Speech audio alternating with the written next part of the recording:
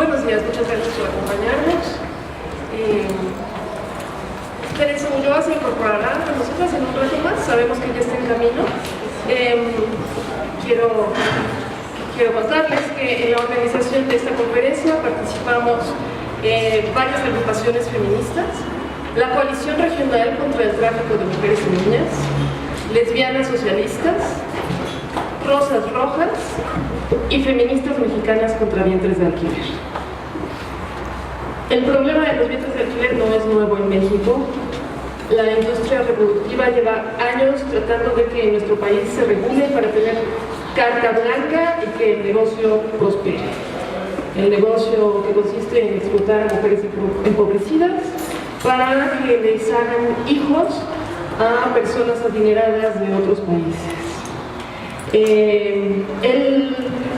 Se añade el problema de que hay cierto discurso que se pretende feminista en nuestro país que apoya los vientres de alquiler.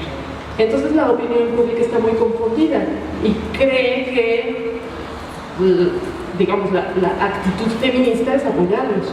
Quienes estamos aquí pensamos todo lo contrario. En España, el movimiento feminista ha estado en pie de lucha contra los intentos también de regular allá los vientres de alquiler, ya lleva varios años haciéndolo, y allá por lo menos estas conclusiones no se dan, y el movimiento feminista ha conseguido frenar hasta cierto punto estos intentos de regular los vientres de alquiler. Justamente para hablarnos de esto está Beatriz Jimeno, pero antes de presentarla quisiera darle la palabra a mi compañera Magali Terraza de Rosas Rojas, que también tiene algo que decirles. Hola, bueno, primero que nada, bienvenidas al evento Vientres de Alquiler, una mirada desde el movimiento feminista. Primero, queremos, antes de iniciar, dar un agradecimiento al Sindicato de la Universidad Autónoma Metropolitana por facilitarnos sus instalaciones para realizar estos eventos, y particularmente queremos enfatizar este saludo y un agradecimiento a la Secretaria General Rosana Guevara Ramos por su solidaridad con la causa de la lucha de las mujeres y por el papel que ha jugado como Secretaria General en este sindicato. Bueno, ella viene en un rato y bueno, igualmente saludar a todas las compañeras de parte de Rosas Rojas.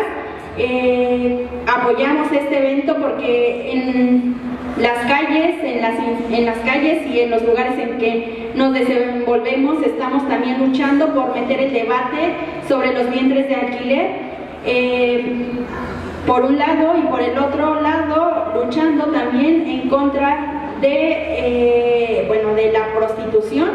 Y bueno, finalmente decir que desde la perspectiva de Rosas Rojas, pronunciarnos que estamos totalmente en contra de los vientres de alquiler y contra cualquier explotación hacia la mujer y sobre todo sobre los cuerpos de las mujeres. Y pues muchas gracias a todas, muchas gracias a FEMBA y a la coalición también por ser parte de este evento.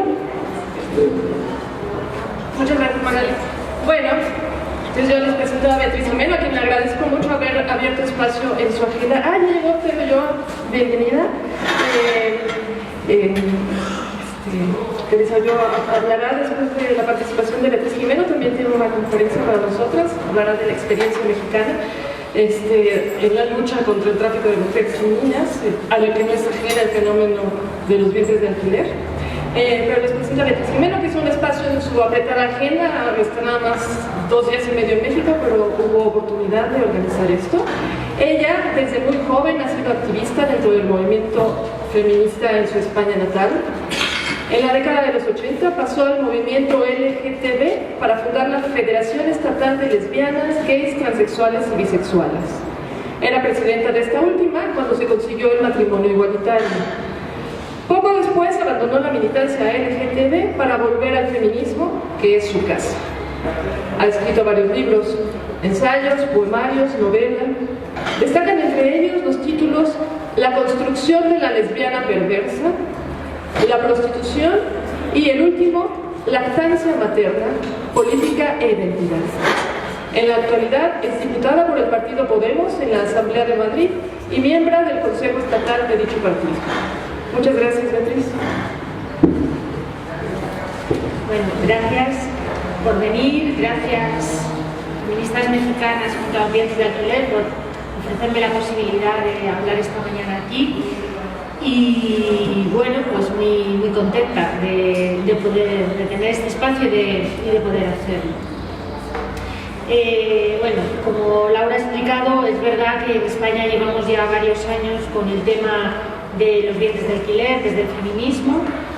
Y bueno, voy a contar un poco cuál es mi perspectiva, y perdón si hablo desde mi perspectiva, que evidentemente, que seguramente que es eurocéntrica y que bueno, es la que tengo, ¿no? Pero supongo que también podemos aprender de las experiencias unas de otras. En España el asunto de los vientres de alquiler ha llegado al feminismo tarde. Yo no por nada, sino bueno, por mis circunstancias personales, llevaba advirtiendo algún tiempo de que esto iba a pasar. Realmente la cuestión de que yo, en este caso, me diera cuenta antes es por haber sido presidenta de la CNCTB y responsable, bueno, que es la mayor organización LGTB de España, y responsable, bueno, entonces fui la responsable de tener que negociar con la Dirección General de los Registros de mi país la inscripción de niños y niñas nacidos por vientre de alquiler en Estados Unidos, cuando nadie hablaba de eso y realmente la gente no era consciente ni había llegado a los medios ni nada. Entonces, bueno, yo entonces no era consciente, para nada tampoco, al principio no entendía qué era aquello, y bueno, realmente negocié con los registros y, o sea, de alguna manera fui culpable de que se abriera el registro a los bebés nacidos por vientres de alquiler, sin saber, como digo, realmente lo que pasaba, porque eran gente, compañeros gays de la asociación, los que estaban viniendo con los bebés a España. Y ya poco después, cuando empecé a interesarme por el asunto y a estudiarlo más, fue cuando me di cuenta, bueno, de lo que significaba y traté de trasladar el debate al feminismo. En España, supongo que como aquí, entró la cuestión de los vientres de alquiler, entró lo que yo llamo mediante publirreportajes. No entró de una manera crítica, ni siquiera se discutía sobre la cuestión, sino que lo único que sabíamos de los vientres de alquiler, o empezamos a saber, lo sabíamos a través de esos publirreportajes que, publicados en revistas, en la prensa generalista y en revistas del Corazón, por ejemplo, nos informaban que tal o cual famoso pues tenía de repente tantos niños por vientres de alquiler. Se decía mediante la técnica de vientres de alquiler, pero no se decía nada más, no se introducía ninguna cuestión, ningún matiz, no voy a decir ya ninguna cuestión crítica, no se introducía nada, era como si era así, ¿no? Y empezamos a ver, además, estas personas pues eran ricos y famosos, pues Ricky Martin, Miguel Bosé, Elton John, entonces simplemente nos lo daban como un hecho y aparecían con sus niños en estos reportajes donde ve vidas. Y además se mostraban parejas felices, vidas felices, todo bien. Y encima, en aquel momento en España, que estábamos con el tema del matrimonio igualitario, que había mucha efervescencia con respecto a la igualdad LGTB, pues eso resultaba muy progresista, porque pues, casi todos eran gays los que salían en los medios, ¿no? Y bueno, pues la gente, y luego pues, cada vez más famosos en la tele, de repente dicen, fulanito, que es de un programa de televisión, un presentador, de repente va a ser padre. Todo el mundo, ay, qué bien, enhorabuena, padre por vientre de alquiler, no se dice nada. Y estas personas siempre son gays, aunque realmente el 80% o incluso más de los demandantes de vientre de alquiler son heteros, pero bueno, digamos que la visibilidad que están poniendo los gays, supongo, no sé por qué, supongo porque no pueden ocultarlo, porque son gays y tal, de alguna manera tienen que decir que en algún sitio han salido esos bebés, mientras que una pareja hetero pues no pues puede ocultarlo, ¿no? Entonces, estas personas, y encima, como digo, en España, ser progresista está muy o sea, la cuestión de la igualdad LGTB es casi hegemónica, incluso la derecha la asume como propia. Se han casado dos ministros del Partido Popular, de derechas, gays, se han casado con hombres. Entonces, es una cuestión que nadie discute, y por tanto se ve como progresista, y eso da un tinte progresista a la derecha, y desde luego la izquierda tampoco lo discute, con lo cual, bueno, pues es que nadie se atrevía, era máxima felicidad. Y bueno, pues eso hizo que durante años eso ha entrado sin ninguna, como digo, sin ningún matiz, sin ningún matiz feminista, sin que fuera considerado una cuestión feminista, nada. Hasta que, como digo, ya bueno, el feminismo ha entrado de lleno. La cuestión se puede discutir o se puede tratar desde muchas perspectivas, y no da tiempo aquí a tratarlas de todas ellas, pero hay muchísimas. Se puede tratar desde el punto de vista de los derechos de las mujeres, bueno, y se debe, ¿no? Evidentemente tiene que ver con los derechos de las mujeres, se puede tratar desde el punto de vista de los derechos del niño y de la niña, también se puede tratar, tiene que ver con el derecho al aborto, tiene que ver, también se puede tratar desde el punto de vista de una crítica al neoliberalismo y la cuestión de los mercados, se puede introducir por ahí, se puede hablar de algo del biocapitalismo, por ejemplo, que ya hablamos mucho en España, podríamos tratarla desde la perspectiva de las relaciones norte-sur, ¿no? De muchísimas perspectivas, así que tampoco voy a entrar en todas ellas, pero bueno, quiero dar una pincelada de cómo yo lo veo.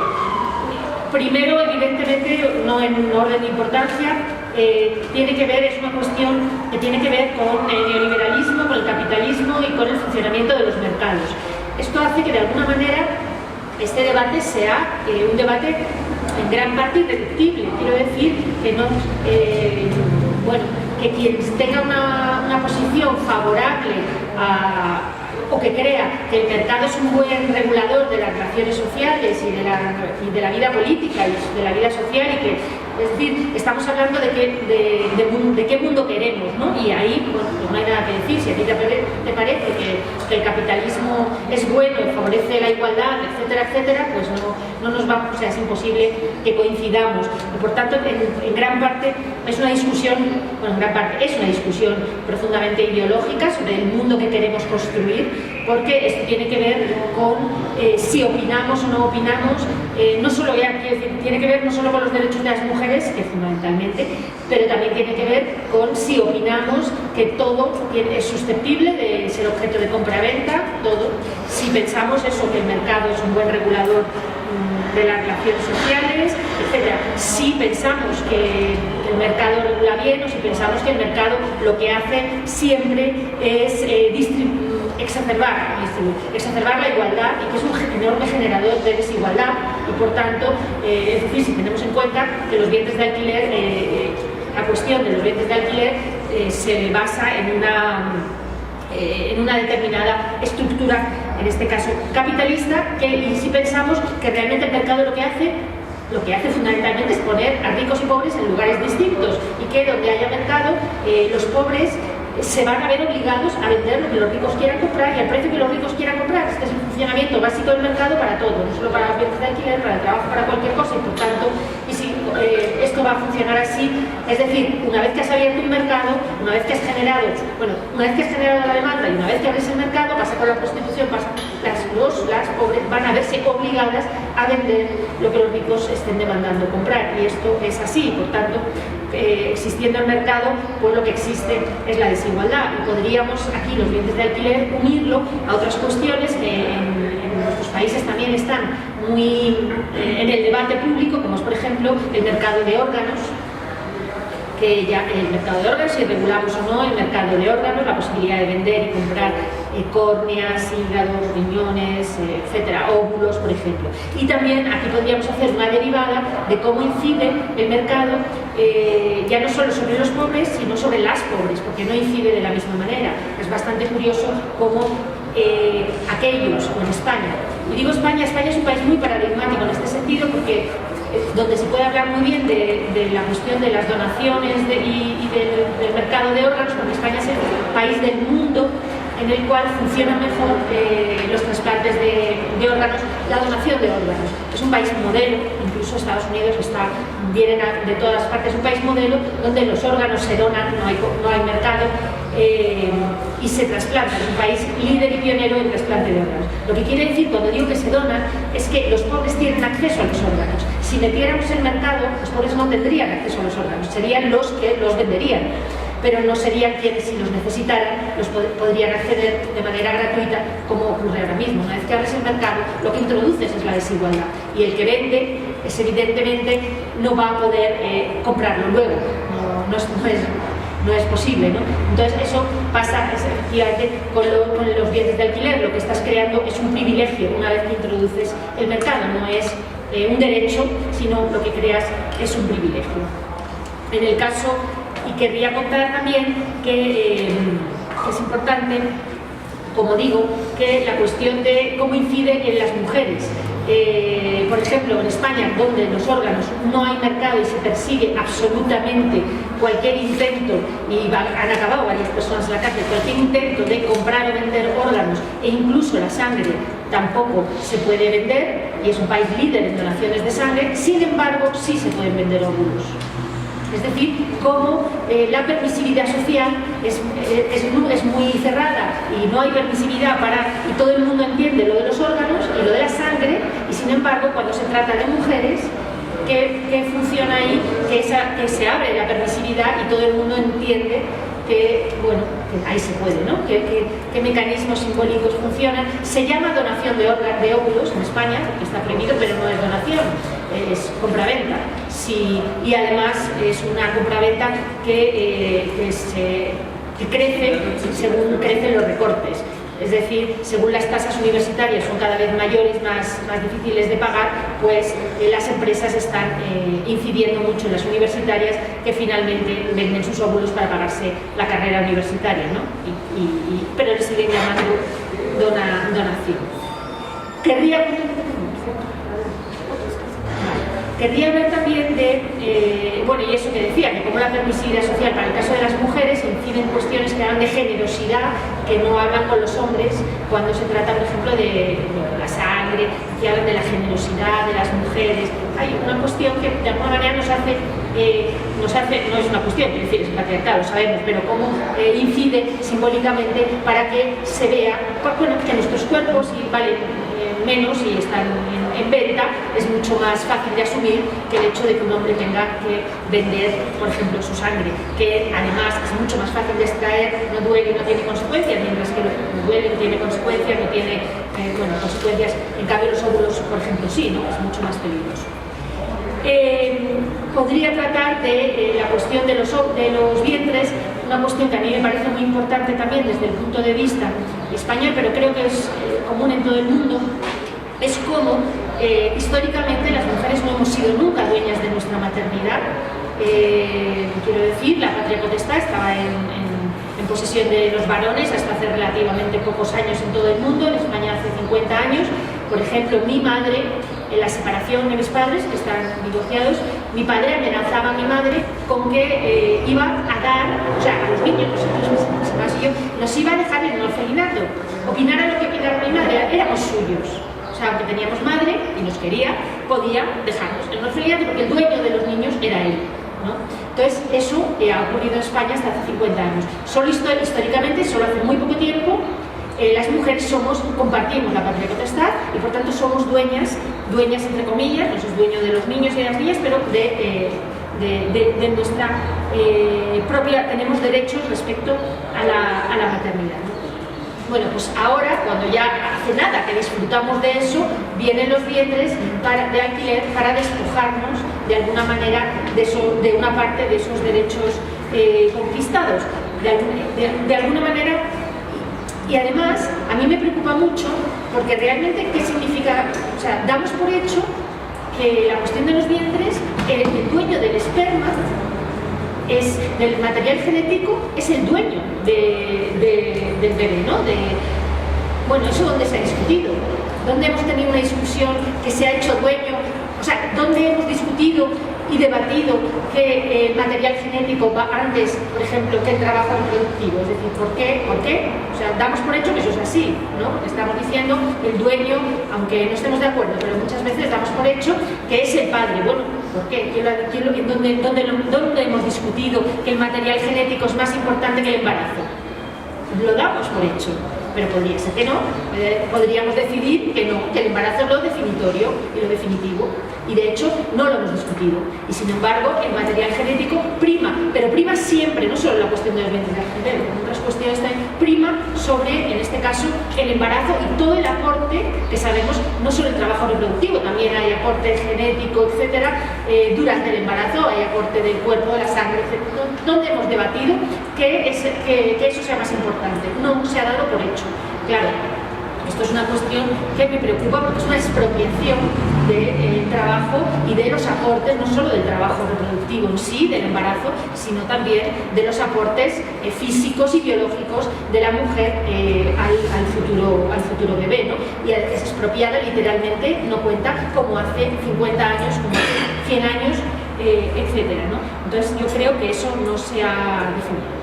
Me preocupan las definiciones, bueno, me preocupa todo, pero me preocupan las definiciones legales, las definiciones, lo que inciden en las definiciones sociales, simbólicas, etcétera. Por ejemplo, en todas las leyes que se están discutiendo en España y en Europa en general, y supongo que aquí también, hay un interés enorme en definir la gestación subrogada como una técnica. Siempre, yo he discutido con gente de las asociaciones pro vientres y de ahí no se aplean. Hay que tener en cuenta, me preocupa también, diría, lo que esta expropiación a unas mujeres empobrecidas, más vulnerables, supone, o sea, por la injusticia que supone para ellas y lo que significa también para los derechos de todas las mujeres, ¿no? Si un embarazo por gestación subrogada es una técnica, todos los embarazos son técnicas, porque da lo mismo como llegue el embrión al útero. Es decir, lo mismo da que sea un coito, que sea una inseminación artificial de los propios padres, da lo mismo como llegue. El hecho es que el embarazo se desarrolla de la misma manera, con los mismos aportes por parte de la mujer, con el mismo trabajo, con su misma subjetividad y corporalidad puesta en juego. Por tanto, si un embarazo de gestación subrogada es una técnica, de repente todos los embarazos, todos los del mundo son técnicas, ¿no? Es una técnica, lo cual significa convertirnos realmente en vasijas, en máquinas. Es una expropiación también de una definición en la cual nosotras teníamos, por lo menos, jugábamos ahí una parte importante. De repente ya no somos nada, somos meras calentadoras, como decía Aristóteles, ¿no? Que calentábamos el feto, el embrión, o sea, para darle forma como un horno, ¿no? Que le damos forma, pero nuestra aportación es banalizada absolutamente y, como digo, expropiada. Todos los embarazos en ese sentido pasan a ser técnicas y de repente ha desaparecido nuestra aportación al embarazo. Es una banalización del proceso de embarazo, una banalización y un borramiento de la aportación femenina al trabajo del embarazo, cuando solo es de la mujer, del embarazo y el proceso de parto, ¿no? Un borramiento completo que creo que es socialmente muy, muy peligroso. Y justamente además en un momento en el que las feministas estamos luchando en todo el mundo por resignificar esos trabajos reproductivos, ¿no? De repente nos lo dan. Un embarazo es un proceso vital.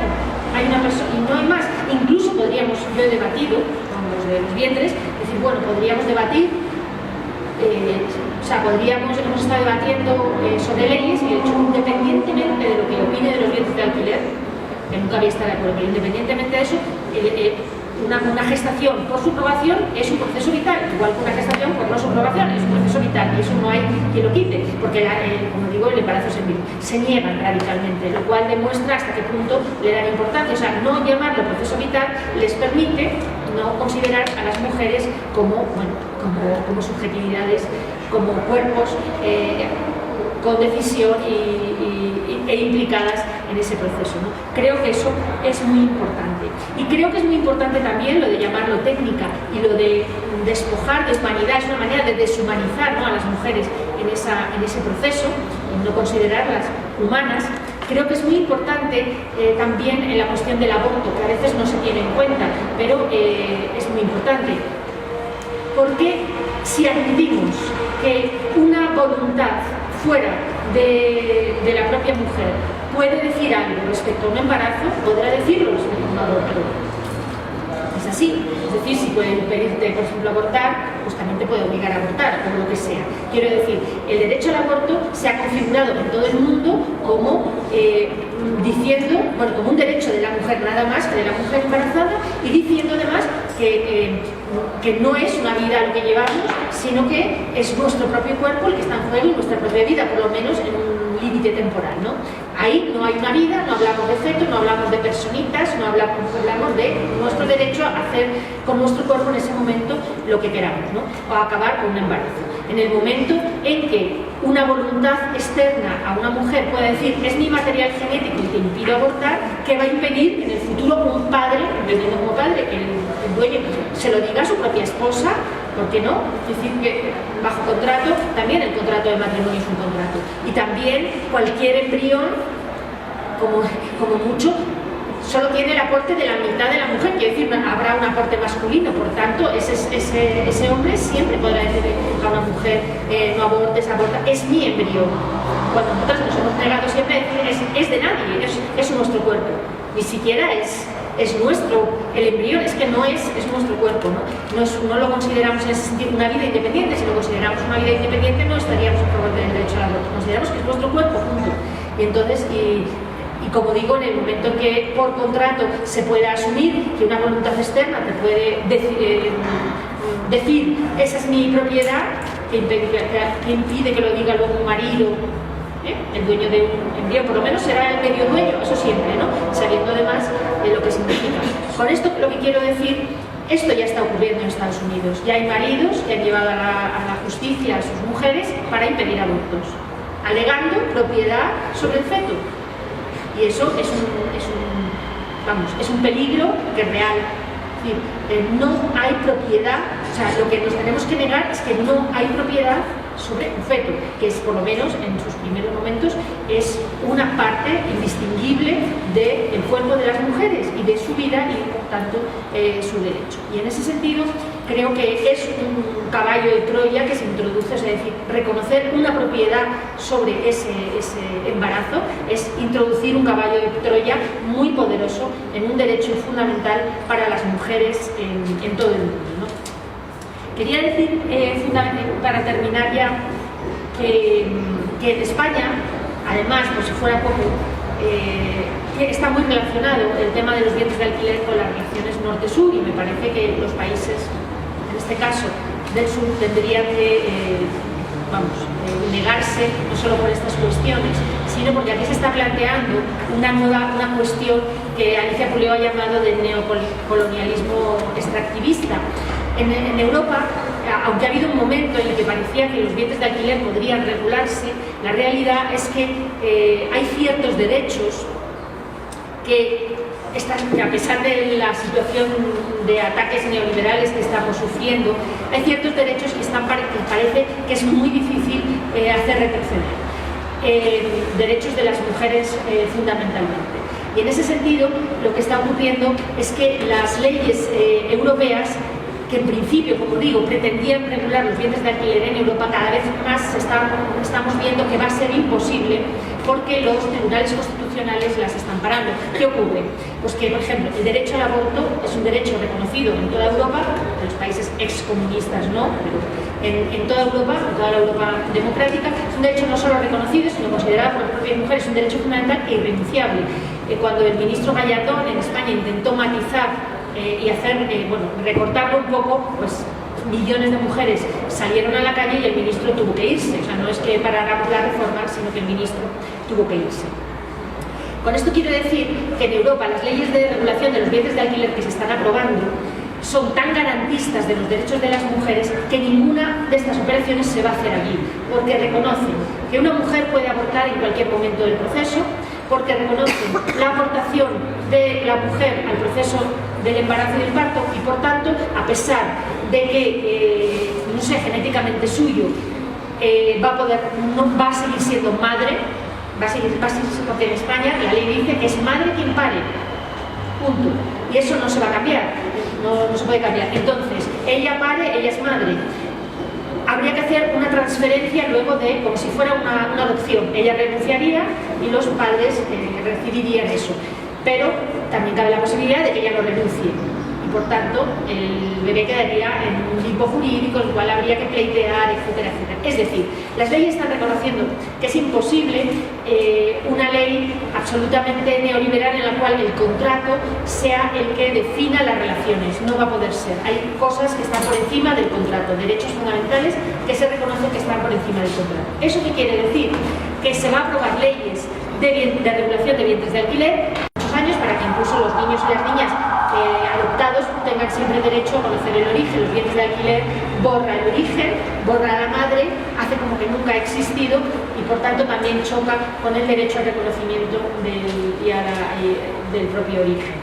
Y bueno, en este momento había una ley en curso, parece que se ha detenido y el cambio de gobierno que ha habido la semana pasada o antes de ayer pues hace que efectivamente haya nombrado ministra de Igualdad a una mujer feminista.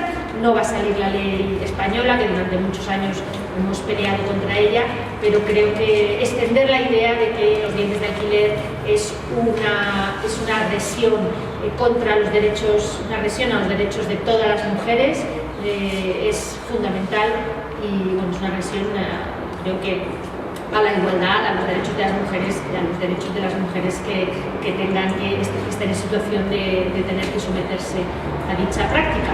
Y bueno, pues nada más, luego si queréis pues contesto cualquier pregunta. Muchas gracias.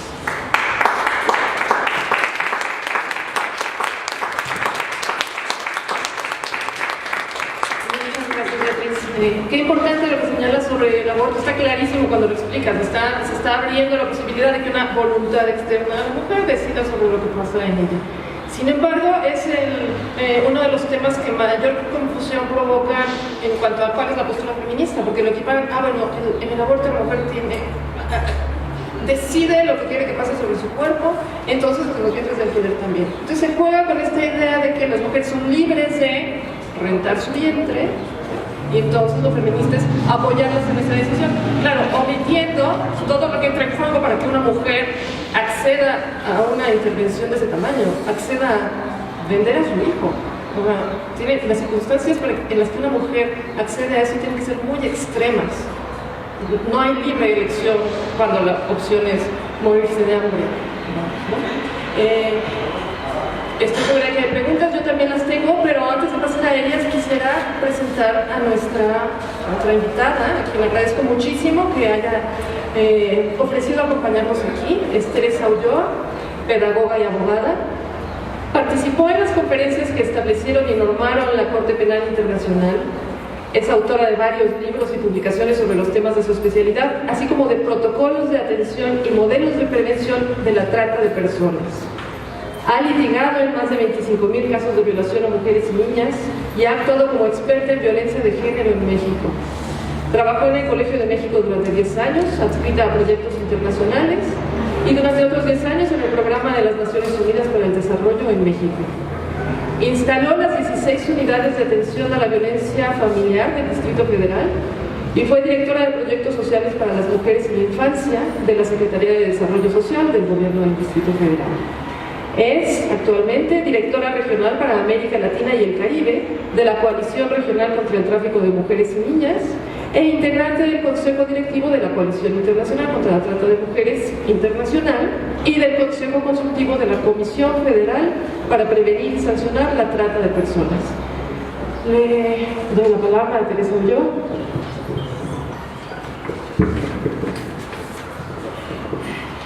Muy buenos días a todas y muy bienvenida Beatriz, a quien conozco bien por los videos en YouTube y porque estuvo también presentando el libro de Rosa Cobo junto con ella. Y bueno, creo que nos conocemos, aunque sea por lo que escribimos. Yo quisiera preparar algo, porque hoy en la tarde va a estar en un evento que organizó el Centro de Estudios Constitucionales de la Suprema Corte de Justicia de la Nación, junto con el CIDE y junto con el ITAM. Y le va a tocar sentarse y hablar de vientres de alquiler con la directora de GIDE. y bueno, no va a ser fácil. Y yo quise como caracterizar, ¿no? Las dos corrientes principales que desde mi punto de vista van a chocar hoy por la tarde en el evento, ¿no? Y pues mire, de ahí vengo yo, entonces me siento como más identificada. El feminismo radical es una corriente feminista que surge en Estados Unidos a finales de los años 60 y continúa en la década de los 70, que sostiene que la raíz de la desigualdad social en todas las sociedades hasta ahora existentes ha sido el patriarcado, la dominación del varón sobre la mujer. Esta corriente se centra en las relaciones, sí, es que yo no me levanto, pero del varón sobre la mujer. Esta corriente se centra en las relaciones de poder que se organizan en la sociedad, construyendo la supremacía masculina, entre otras cuestiones, debido al papel reproductivo del hombre y la mujer. Se denomina feminismo radical porque se propone buscar la raíz de la dominación. Las radicales identificaron como centros de la dominación patriarcal esferas de la vida que hasta entonces se consideraban privadas. A ellas corresponde el mérito de haber revolucionado la teoría política al analizar las relaciones de poder que estructuran la familia y la sexualidad. Lo sintetizaron en un eslogan que, por cierto, lo seguimos utilizando en nuestros días: lo personal es político. Consideraban que todos los varones, y no solo una élite, recibían beneficios económicos, sexuales y psicológicos del sistema patriarcal, pero en general acentuaban la dimensión psicológica de la opresión. Así lo refleja el manifiesto fundacional de las New York Radical Feminists de 1969 y Politics of the Ego, donde se afirma: pensamos que el fin de la dominación masculina es obtener satisfacción psicológica para su ego y que solo secundariamente esto se manifiesta en las relaciones económicas. Las radicales tomaron distancia de los movimientos de izquierda de los años 70 que vinculaban el feminismo al socialismo y a la democracia para extender la lucha contra el patriarcado de lo económico y público a lo social y privado. De esta corriente han derivado, entre otras, el feminismo cultural. El feminismo radical hace hincapié en las relaciones de opresión entre los sexos. El marco teórico del feminismo radical fue inspirado por dos obras fundamentales publicadas en 1970, Política Sexual de Kate Millett, que recientemente acaba de fallecer, y La Dialéctica de la Sexualidad de Shulamit Firestone, obras que acuñaron conceptos fundamentales para el análisis feminista posterior, como patriarcado, género, casta sexual. Armadas de las herramientas teóricas del marxismo, el psicoanálisis y el anticolonialismo, estas obras acuñaron conceptos fundamentales para el análisis feminista, como el de patriarcado, género y casta sexual. El patriarcado se define como un sistema de dominación sexual que se concibe además como el sistema básico de dominación sobre el que se levanta el resto de las dominaciones, como la de clase y la de raza. El género expresa la construcción social de la feminidad y la casta sexual alude a la común experiencia de opresión vivida por todas las mujeres, señala la filósofa y teórica feminista española Ana de Miguel. Ambas autoras, además de su producción teórica, También tuvieron una activa participación en los diversos movimientos de mujeres, algo muy frecuente entre las feministas radicales. En este sentido, Kathleen Barry escribe que la teoría feminista radical es el producto de una comunidad de feministas y surge de la interacción de teoría y práctica. Si bien hay diferencia entre nuestras diversas perspectivas teóricas, hay una cosa en la que todas estamos de acuerdo: el poder colectivo e individual del patriarcado es el fundamento de la subordinación de las mujeres. Muchas mujeres que formaban parte de los movimientos de emancipación que surgieron en esos años se sintieron decepcionadas por el papel al que estaban relegadas y decidieron organizarse. Así, la primera decisión política del feminismo radical fue la separación de los varones y la constitución del movimiento de liberación de la mujer. Ahora bien, por otro lado, nos encontramos, y es por lo que se va a encontrar hoy Beatriz, con el feminismo liberal o feminismo pro derecho o pro derechos, también conocido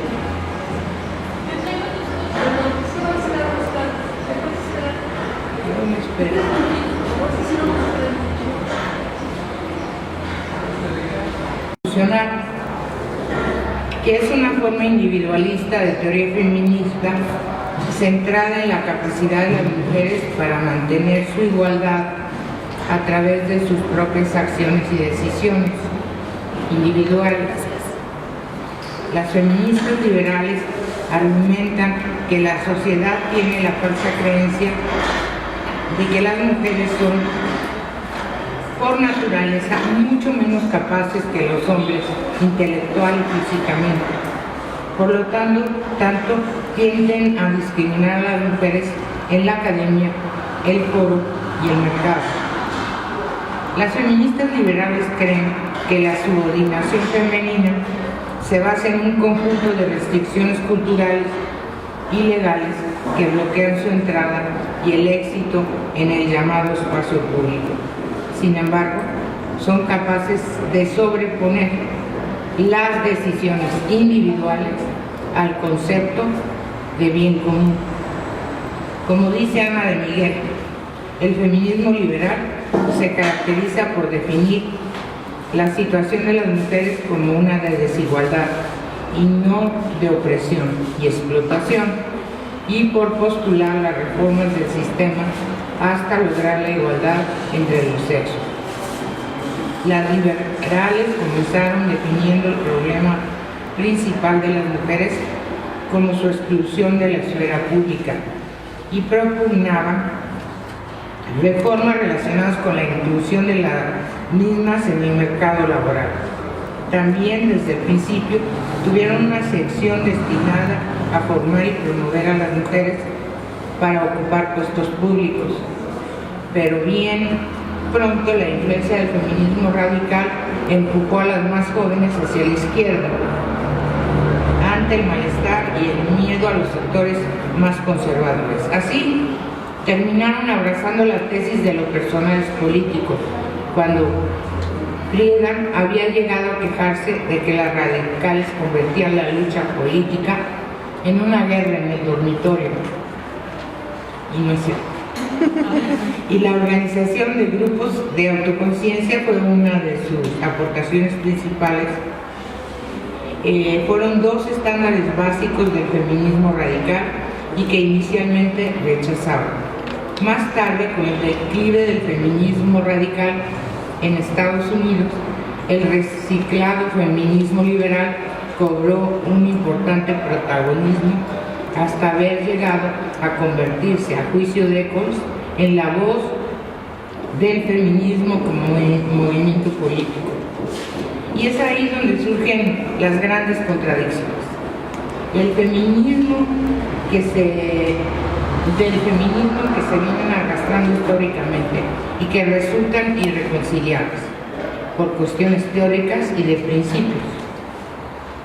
Pero como sucede, digamos, con la explotación de la prostitución, la pornografía y el turismo sexual versus lo que ellas llaman el trabajo sexual, o bien el estupro, la violación sexual infantil, la explotación sexual infantil, la pedofilia y la pederastía o la edad mínima para el matrimonio y el embarazo adolescente, versus el derecho de las niñas y jóvenes de decidir sobre su sexualidad y su reproducción, con una triste o nula educación sexual que reciben no solo en México, en todo el sur global, ¿no? O frente a expresiones patriarcales de violencia sexual extrema.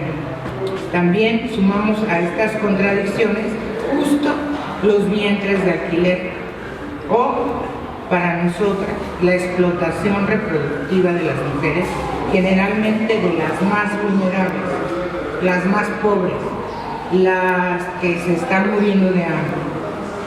Justo ahí cobra actualidad nuevamente el feminismo radical, que enarbola las banderas de la abolición de las formas extremas de explotación de las mujeres y las niñas, la trata, el feminicidio, la explotación de la prostitución, la pornografía como la pedagogía de la prostitución, como dice Rosa Cobo, el secuestro, el turismo sexual, la violación de niñas y niños, el embarazo adolescente, el matrimonio infantil o pago de la novia, que es como se dice en nuestras comunidades indígenas, y los vientres de alquiler. Todas actividades que refuerzan el poder patriarcal sobre el control de los cuerpos, la vida y la sexualidad de las mujeres y las niñas. Hace aproximadamente 2 años me llamaron de Canadá y me llamaban para pedirme ayuda porque habían venido a Cancún y habían alquilado un bien y habían regresado en una agencia clandestina, porque en México solo en Tabasco y no sé en qué otro estado están permitidos los vientres de alquiler, y que habían venido y habían encontrado a la chica desnutrida, anémica, enferma, y que querían pues ayudarla. Y yo lo que les dije fue que si yo ayudaba a la chica los iba a meter a la cárcel a ellos, porque en este país era ilegal. Pero además todas las repercusiones en el cuerpo y en la salud reproductiva y en la salud en general de las mujeres cuando otros están obteniendo ganancias de su capacidad de reproductiva. Yo digo que ni la justicia, ni las leyes, ni los usos y costumbres patriarcales todos le hacen justicia a las mujeres, y mucho menos cuando sale a colación el tema del consentimiento, aún de las niñas y los niños. Mucha suerte, Beatriz, para la tarde.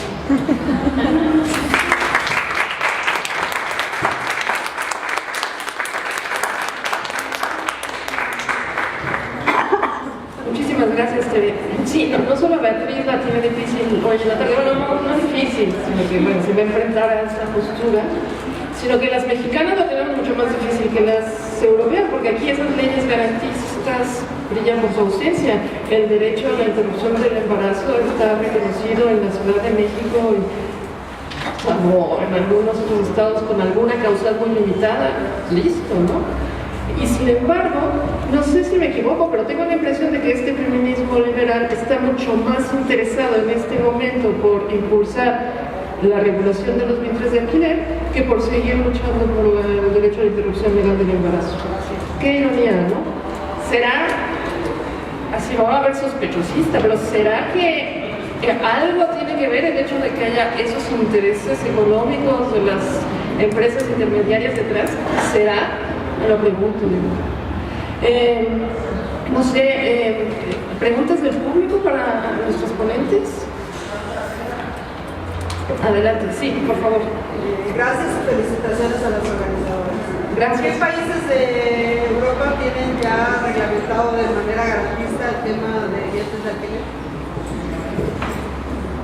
Me puedo equivocar, estoy hablando de memoria.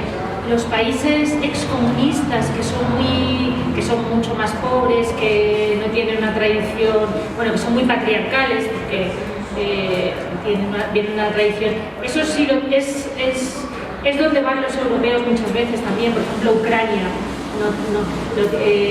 pero funcionan como países del sur europeo. En cuanto a países democráticos, de tradición democrática, etcétera, solo Reino Unido, Inglaterra. No sé si se aclaró la pregunta. ¿Dónde están las leyes garantistas? En Reino Unido. Que van a hacer que ahí no se ve Reino Unido. En Portugal se ha aprobado, sí, en Reino Unido, en Portugal se ha aprobado una que la ha tumbado en parte el Tribunal Constitucional porque no llevaba suficientes garantías, por lo cual también en Portugal hay que incorporar estas garantías que la van a hacer inviable y nada más, realmente, creo yo. Y en España estamos en el debate de la ley, que no creo que se apruebe. Por favor. Bueno, yo creo que es para las dos, a ver qué opinan. Esta Teresa hablaba sobre el feminismo liberal y cómo pues tiene esta perspectiva, pero también aquí en México lo que está pasando, sobre todo en la ciudad, es que desde el transactivismo ya no se habla de mujeres, sino de cuerpos gestantes o de cuerpos menstruantes, entonces eso borra el sujeto mujer. ¿Y qué es lo que ustedes opinan? Porque al borrar el sujeto mujer, entonces ya no se está viendo como esto justo, ¿no? Las mujeres son las que están pariendo, y sobre todo las mujeres empobrecidas son las que están viviendo esto de la maternidad subrogada. Pero si ya no hay categoría mujer, ¿qué pasa, no? Y eso, como, ¿qué opinas sobre esto que está pasando?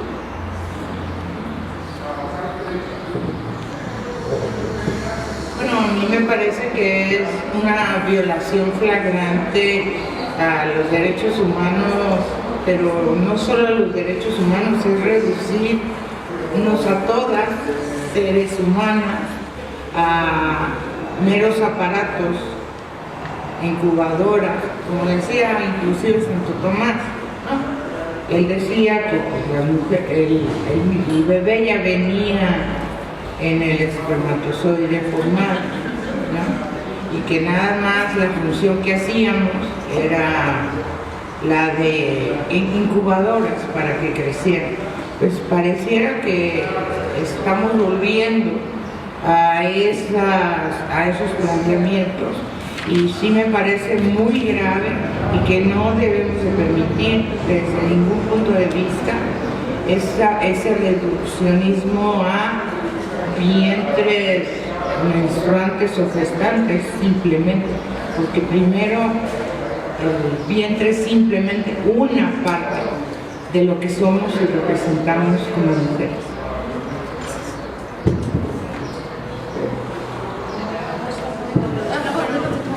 Bueno, lo del transactivismo es un temazo, ¿no? En España también, andan todas peleadas.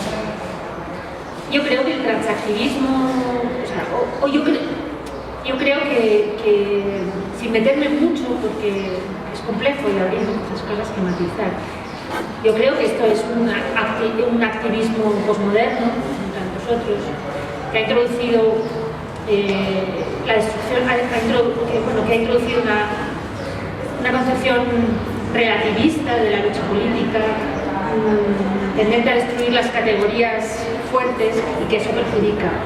Sin embargo, también creo que, apoyo la lucha trans. He luchado con muchas compañeras trans a lo largo de mi vida. Creo que y no son transactivistas en ese sentido. O sea, decir, yo conozco muchas trans que son feministas radicales y no apoyan cuerpos gestantes ni que se destruyan la categoría mujer. Es decir, no todas las trans son transactivistas. Hay trans feministas, radicales, etc. Por eso creo que muchas veces también a este tipo de... Creo que la posmodernidad está en crisis, afortunadamente, creo que va a morir, pero que volveremos a reivindicaciones propias del feminismo radical y a una vuelta a la modernidad, ¿no? Entendida. Y lo que sí creo es que muchas veces las redes, porque yo lo hablaba el otro día con Rosa, estamos dando a veces, me parece, no lo sé, pero sí que es verdad que creo que a veces damos demasiado espacio político a personas que no lo tendrían si no fueran por un tuit. Realmente no tienen el espacio político que les estamos atribuyendo a veces, ¿sí? Entonces también creo que yo no lo veo ese espacio político en la calle, ni en las organizaciones, ni en otros sitios, por lo menos depende, y a veces creo que se lo concedemos más que se lo ganan ellas, ¿no? Y bueno, y yo sí que quiero decir que efectivamente es un problema el transactivismo entendido así como una relativización absoluta y una destrucción de la categoría mujer y de las categorías como la de clase, etcétera, en general. También creo que es un problema la transmisoginia y la transfobia, también está siendo un problema entre las feministas. Yo apoyo, o sea, quiero decir, me parece también injusto y creo que es caer en cuestiones que no tienen que ver, y sobre todo que las personas trans son como todas las personas, es decir, las hay que dicen tonterías y las hay que no, y hay feministas trans y hay feministas trans, no sé, pues modernas o como se quieran llamar, con las cuales me enfrento ideológicamente, pero no porque sean de por sí personas trans. Las personas no las categorizo porque sean cis o sean trans. Por favor. Dos cosas. Una, creo que esto de los bienes de alquiler no surge así como que alguien se despertó bien y dijo, voy a tener un hijo, ¿cómo le hago? Me parece que está demasiado estructurado como para ya haberlo promovido leyes, para tener posturas en los congresos. Aquí en Tabasco avanzó, pero fue tan precaria la construcción legal que se hizo que de repente enfrentó problemas como que la madre ya no quisiera dar al hijo, el hijo que nazca tenía problemas y se lo abandonaban a la mujer con enfermedad y demás. La muerte de la madre durante el parto en un contrato como este, ¿cómo se repara? ¿Qué ocurre? No sé, son como mil cosas que se desprenden de todo esto, pero a mí me da la impresión de que al igual que en la legalización de la prostitución hay un poderoso lobby atrás de esto. Yo quisiera saber si es el mismo que se mueve a nivel mundial o es una cuestión solo de grupos de feministas que realmente tienen un impulso ideológico de ir más allá de los derechos conservadores que algunas queremos, o realmente es un lobby con intereses comerciales, económicos. Gran pregunta. Bueno, gran pregunta, pero muy fácil de responder. Claro que es un poderoso lobby, es decir, hay muchísimo dinero en juego, es una gran industria y ya está. Y esa industria, obviamente, lo que promueve en todos los países son legislaciones que les sean favorables a sus intereses. Es una industria, nosotros o algunas feministas están hablando, decía antes, de biocapitalismo, es decir, la comercialización del cuerpo, aspectos del cuerpo, por ejemplo, los óvulos. No lo he mencionado mucho, pero yo sí que llevo muchos años con el tema de la comercialización de óvulos, que pasa muy desapercibida, pero me parece el germen de la posibilidad tanto de los clientes como de empezar a comercializar partes del cuerpo, fluidos, líquidos, etcétera, ¿no? Que me parece que va todo en el mismo paquete, solo que cuando es de las mujeres, pues con un plus de discriminación, de vulnerabilidad de origen, etcétera, etcétera, ¿no?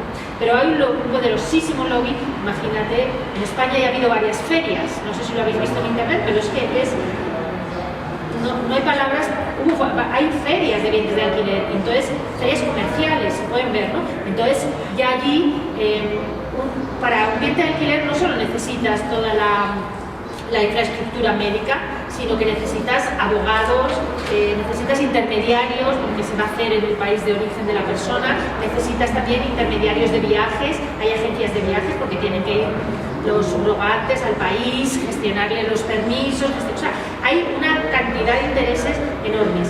En las ferias que se han producido en España, la última boicoteada por el movimiento feminista, incluso te dan folletos donde te dicen claramente, o sea, no, si en caso de muerte de la gestante, que nunca llega ni a categoría ni de mujer, en caso de muerte de la gestante, sustituimos en caso de muerte de la gestante y bebé, inmediatamente por el mismo precio ofrecemos la posibilidad de un segundo bebé. O sea, te dan el primero con garantía. En el folleto lo pone, te dice que puedes elegir y dice además son paquetes, ¿no? Entonces hay un paquete que ofrece pack más caro, dice pack plus, que incluye la gestación, que la mujer sea rubia y con aspecto europeo, que garantía de muerte de ella o del bebé, hoteles, comidas, bla bla bla, e incluso incluye el pack plus, incluye una cuidadora para los primeros meses de vida, para que la madre que no ha parido ni embarazado se vaya acostumbrando. El pack 2 pues ya no incluye la cuidadora. El pack 3, pues la mujer que gesta pues ya no es tan rubia, es un poco más morena. Y así, o sea, eso lo dicen en los folletos. Y está en internet. Y son empresas que se llaman Surrofer, me parece que se llama la que está operando en España. Hay muchísimas ahora mismo empresas funcionando en España, que no lo hacen en España, como he dicho, por eso no es legal y tampoco ilegal, y entonces allí se hace negocio para hacerlo aquí en cualquier país. Por favor, los vientres de alquiler son una pieza de la maquinaria patriarcal. Y para entenderlos es necesario entender cómo funciona todo el sistema a nivel internacional. No se puede ver como un fenómeno aislado, como pretenden las feministas institucionales. El pensamiento posmoderno feminista es profundamente imperialista, clasista, racista y sexista. Y yo creo que nosotros como feministas radicales tenemos que entablar una lucha muy fuerte, muy profunda contra el feminismo institucional y el feminismo que está vendido al sistema patriarcal, que podríamos llamarlo feminismo patriarcalizado. Hay algo que me confunde de ti, Beatriz, ¿sí? Que me confunde porque te he leído diversos temas sobre las mujeres y tú te muestras como una LGBT opinando sobre el feminismo. El LGBTismo es una postura política, el gaysismo es una postura política, el transismo es una postura política. Entonces, ¿desde cuándo estás hablando? Porque tienes unas opiniones muy acertadas, muy acertadas, pero otras opiniones muy desacertadas que se contraponen contra las primeras. Entonces, yo te preguntaría desde dónde estás hablando, como LGBTista o como feminista. Eso es la primera pregunta que haría. Y por último, quiero decir que es muy importante entender que hay una lucha de clases dentro del feminismo y que las institucionales están apoyando una serie de medidas que está impulsando el neopatriarcado. Y termino diciendo, yo fui fundadora del primer grupo de lesbianas feministas en México en 77 y he seguido toda la trayectoria del movimiento LGBT desde entonces hasta ahora. Y puedo decir, y se los he dicho a ellos en los foros públicos, que los LGBT se están súper empoderando y que las mujeres estamos perdiendo poder y que va una balanza así. Ellos están colocando los LGBT, TTI, en las esferas del poder político mundial y las mujeres estamos cada vez peor. Y lo digo porque estoy trabajando con las madres de Ciudad Juárez y con las madres de Chimalhuacán y Ecatepec. Y quiero regalarte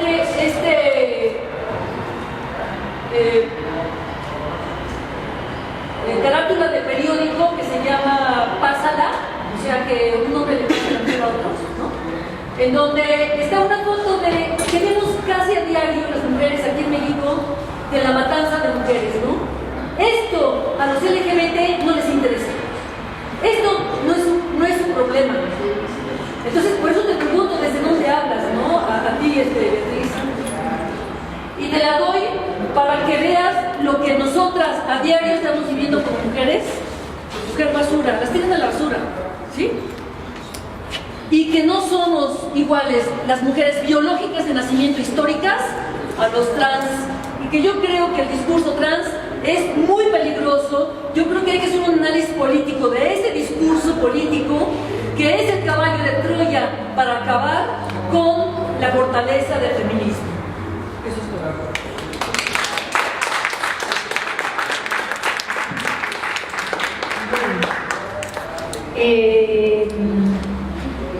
Sin querer meterme en Honduras, porque es un debate profundo que creo que no vamos a tener aquí ahora, diría que yo no veo, en Europa no vemos exactamente igual la cuestión de la institucionalización.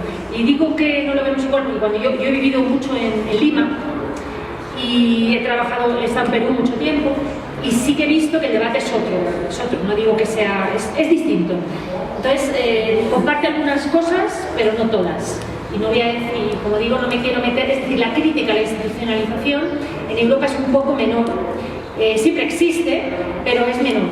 No vemos, quizá, ahora, como digo, no me quiero meter en Honduras, pues quiero decir que sí, a lo mejor en este momento podría matizar mucho más, pero bueno, para contestarte, quizá no vemos. Compartiendo algunas cosas, como digo, quizá no somos tan sumamente críticas con la institucionalización, porque como le comentaba, nuestros estados no son estados, o sea, venimos después de la Segunda Guerra Mundial, donde realmente la izquierda, desde las instituciones, cambió, consiguió el estado del bienestar y algunos de los logros, con todas las críticas que podamos hacer, algunos logros fundamentales para la izquierda, de alguna manera, ya digo, con muchos matices, de alguna manera, la crítica es menor. Yo la que he visto en Latinoamérica es mucho mayor, solo digo eso, y comprendible y entendible desde otras perspectivas a unos estados, bueno, como son los de aquí o de otra manera, donde el neoliberalismo está mucho más presente. Nosotras, en el Estado, nosotras hemos conseguido grandes cosas desde la institucionalización. Al fin y al cabo, institucionalizarse es tomar el poder de alguna manera, y después de la Segunda Guerra Mundial una parte de la izquierda tomó el poder y cambió algunas cosas, con todos los matices que podemos hacer y que yo entraría, porque yo nunca he sido una feminista institucional, nunca. Podía haberlo sido y tengo compañeras que lo son, las apoyamos y no las criticamos tanto, es decir, no hay esa cesura tan radical. Personalmente, bueno, ahora soy de Podemos, un partido a la izquierda surgido del 15M, sí estoy en este momento en las instituciones, aunque no en puestos de poder, pero aspiramos a tener el poder. El poder se toma mediante una guerra, una revolución o mediante los votos. Es cierto que la institucionalización tiene evidentes peligros que conocemos todas y por los que hemos pasado el feminismo, la izquierda, etcétera, etcétera, pero no cedemos en la aspiración de tomar el poder, y vemos cómo podemos tomarlo. Otra cosa es quién tome, cómo cambie, etcétera. Punto uno, respecto al tema desde donde hablo, lo digo clarísimamente, hablo desde el feminismo, he sido siempre feminista, mucho antes que el LGTB, me pasé al movimiento LGTB, fundé una asociación para conseguir leyes que a mí me parecían básicas, como la del matrimonio igualitario, sin las que no se puede vivir, en la desigualdad no se puede vivir, las mujeres vivimos siempre la desigualdad, ahí era conseguible, la conseguí y abandoné el movimiento LGTB, o sea, la conseguimos, quiero decir, fui presidenta de esa asociación para conseguir esa ley que no arregla todo, pero creo que las leyes igualitarias son un punto de partida, no un punto de llegada, y abandoné el movimiento LGTB, con el cual ahora mismo, a pesar de que siempre se dice en todos mis activistas, yo siempre digo, no, yo activista feminista, pero bueno, tampoco voy a renegar, yo fundé esa asociación, yo estuve con el y no comparto lo que has dicho de las trans, como le he comentado a la compañera, es decir, el transactivismo y el discurso postmoderno respecto a la transexualidad lo comparto plenamente, pero no esa extensión a todas las personas trans. Milito en el feminismo radical con mujeres trans que dicen ellas mismas que no son, o sea, que su socialización es diferente y por tanto, o sea, lo dicen ellas mismas, que son grandes luchadoras por la abolición de la prostitución, que están contra los vientres de alquiler y que son absolutamente feministas, y que cualquier crítica que le puedas hacer al transactivismo, ellas, o al transfeminismo, ellas lo comparten. Y si tú le dices no somos iguales porque tú has tenido una socialización masculina, porque el cuerpo, ellas te dicen no estoy de acuerdo, ¿sabes? Pero simplemente esa es su ser transexual es, y solo requieren medidas, es decir, o sea, que ellas también. Entonces yo creo que no comparto el pensar en exceso que todas las trans son iguales. Porque las mujeres trans, primero porque estamos olvidando de los hombres trans en todo este lío, y segundo porque hay personas trans que son objeto de enormes desigualdad, de enormes injusticias vitales, ¿no? Yo digo que la transexualidad es producto de, y además lo tengo escrito, del patriarcado, y de un patriarcado que nos ordena binariamente, y que en un sistema menos binario posiblemente no tendría nadie que definirse como mujer sin serlo en el caso de las trans, sino que admitiría hombres femeninos, por decirlo así. Pero bueno, esta no es la situación que tenemos, y ellas también lo dicen. O sea, quiero decir, yo no comparto que las... yo sé que la... En fin, bueno, quería aclarar esto. Yo hablo desde el feminismo radical. Claro, mi posición es complicada porque yo siempre tengo posiciones radicales, pero matizadas. Quiero decir con eso que no tengo... Con las trans, yo antes que decir que no son mujeres o que tal... en movimientos feministas, concretamente en Traductoras por la Abolición de la Prostitución, ese grupo que en España es muy importante porque traduce documentos abolicionistas de todo el mundo, etcétera. Pues hay dos trans que son radicales y que no sostienen lo mismo que sostienen las otras. Creo que ese transactivismo hace mucho daño al feminismo, creo que hay que combatirlo, pero como digo, más que por trans, por su ideología. Es que ahí también hay feministas que no son trans, son mujeres cis. Estoy en contra de, en general, usar todo el rato cis para referirnos a las mujeres, solo lo hago cuando hay que, etcétera, ¿no? Pero, por ejemplo, en el transactivismo no solo hay trans, hay cantidad de mujeres, biológicamente mujeres, cuyo discurso me gusta tan poco como el de las mujeres trans que dicen eso. Hablo desde el feminismo radical, pero sí que es cierto que a veces se me quiere poner en otros lugares. En fin, estoy en una posición incómoda porque a veces parece que no estoy en ningún lugar. ¿Qué le vamos a hacer? Sí, está. Bueno, pero a veces no. Por favor. Perdón por volver a preguntar, pero es la primera vez que me acerco al tema. Me interesa, creo que hay como un denominador. Estamos aquí porque no quisiéramos que se permitiera esta práctica, ¿no? Pero ¿cuál va a ser la estrategia? ¿No? Porque creo que hay que ubicar el problema y hay que ubicar el contexto. Teóricamente, México es un país abolicionista, pero es lo menos acerca al abolicionismo, o sea, es una permisividad absoluta. Entonces, para este tema en específico, ¿no? Sin creer que cualquier otra solución para otro problema es esta, en este contexto y con lo que está pasando, ¿por qué vamos? Por un debate para una ley tan garantista que lo hiciera imposible como ella lo está planteando en algunos lugares, o por un prohibicionismo y en un país de impunidad y de mordidas y de todo, que al rato se van a pasar por el arco del triunfo. O sea, ¿cómo entrarle? ¿Qué se sugiere? ¿Qué han pensado? ¿En qué? Porque creo que pues habría que caminarlas de este lado más o menos juntas hasta donde se pueda. Sí, desde luego. En este camino.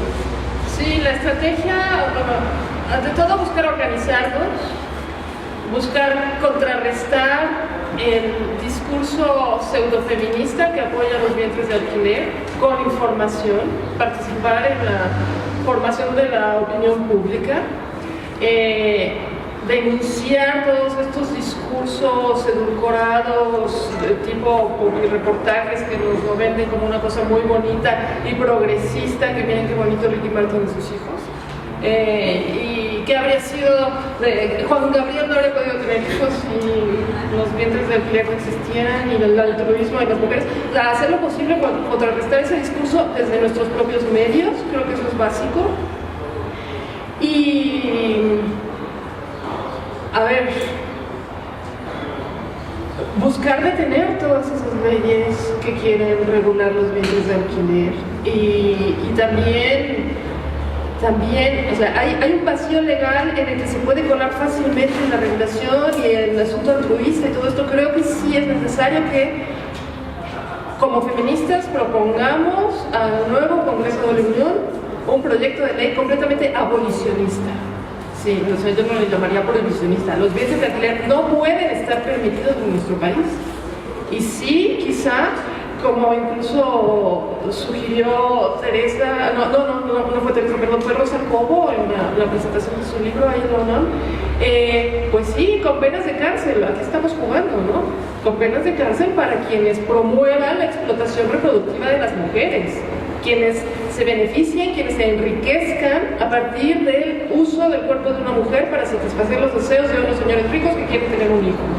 Sí, me parece que esa es la estrategia y bueno, por supuesto, estamos abiertos al diálogo y a pensar todo esto, ¿no? Pero lo que es seguro es que no podemos dejar que se agire quien lleve la voz cantante y tenemos que buscar unir fuerzas para hacerles frente, porque ellos tienen un apoyo detrás y nosotras no, nosotras estamos contracorriente, nosotras estamos en contra de lo que el sistema patriarcal desea, ¿sí? Entonces si no nos organizamos, olvídenlo. Yo de la estrategia aquí no voy a hablar. Pero la pregunta sería quizá, ¿por qué ustedes sí han escogido ir al tema de reglamentarismo, pero ponerla barata? No lo hemos escogido, no. Pero entonces se me ha entendido mal. No. Nosotras estamos en contra de cualquier regulación. Quiero decir que finalmente, incluso las feministas estamos en contra de cualquier regulación.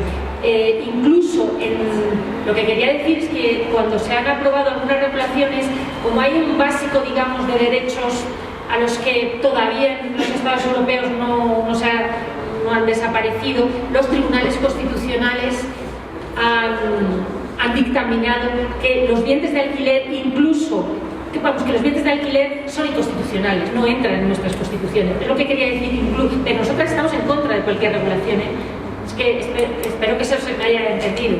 Estamos siempre en contra, pero incluso cuando hemos perdido la batalla, como en Portugal, por ejemplo, en el sentido que se ha regulado, digamos que la base de lo que el feminismo ha ido consiguiendo, afortunadamente todavía es tan grande como, por ejemplo, un derecho al aborto muy amplio, irrenunciable, etcétera, etcétera, al que no se puede someter a contrato, que todavía quedan algunas cosas a pesar de la andanada neoliberal que estamos sufriendo. Algunos derechos de las mujeres están tan consolidados que la mínima regulación ha chocado con eso, porque, por ejemplo, el derecho al aborto es básico, es irrenunciable en Europa y no se puede someter a contrato. Da igual, tú no puedes renunciar al aborto, igual que no puedes renunciar al salario, no puedes renunciar a las vacaciones pagadas, no puedes renunciar los derechos básicos, no puedes renunciar por contrato. Y eso es lo que han dicho los tribunales constitucionales. Es que da igual que firme ella un contrato donde dice que no abortará, da lo mismo, si quiere abortar, puede abortar. Y no tiene que pagar ninguna indemnización por hacerlo, aunque haya firmado que sí lo va a hacer. Porque eso es un derecho básico que no se puede someter a contrato. Eso es lo que han dicho los tribunales. Y en ese sentido han dinamitado la estrategia. Porque en el momento de ellos, y es un apoyo, claro, porque en el momento en el que el contrato no es válido, es decir, ella puede abortar, incluso puede, por ejemplo, ella es la madre, la que pare es la madre, eso es lo que dicen nuestras constituciones, es que lo dice así, esta es la frase que tiene, la que pare, la ley, la que pare es la madre, entonces da igual lo que diga el contrato que ellos se monten, o una ley menor, no, ella es la madre y a partir de ahí podrá renunciar, como puede cualquier madre, dar en adopción, etcétera, pero también puede, por lo mismo, decidir quedarse con él y eso dinamita lo que quieren los de los vientres. Entonces, nuestra estrategia siempre fue oposición frontal, pero lo que quería decir es que finalmente nos hemos encontrado con que sí con que las leyes son muy restrictivas, y si ellos, y nos hemos encontrado con que nos hemos dado cuenta, digamos, en el camino, que lo que quieren ahora es regular los dientes allí para hacerlo en otros países. Eso es lo que nos hemos dado cuenta en el transcurrir de la lucha, que ya no han renunciado a hacerlo allí, porque nosotros al principio teníamos miedo de que quisieran hacer leyes muy amplias que se pudiera hacer en España, etc. Y ya nos hemos dado cuenta que no quieren eso porque se conforman, sino lo que quieren es hacerlo en aquellos países donde los derechos de las mujeres no están garantizados.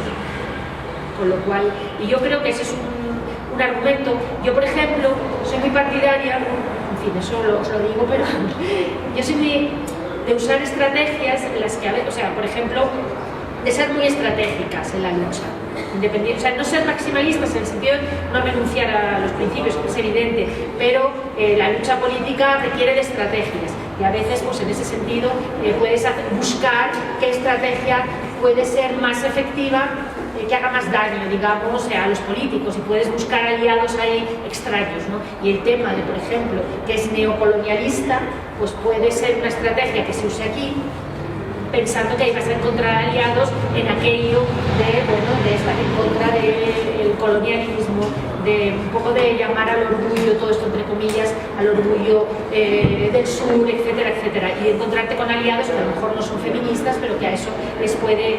Quiere decir que, en fin, a lo mejor en eso sí soy feminista institucional, que no lo soy, pero en el hecho de que para ganar las batallas hay que buscar estrategias que por otra parte no son estrategias en las que estemos renunciando a nada, sino simplemente elegir entre aquello que crees que en tu lado puede hacer más daño.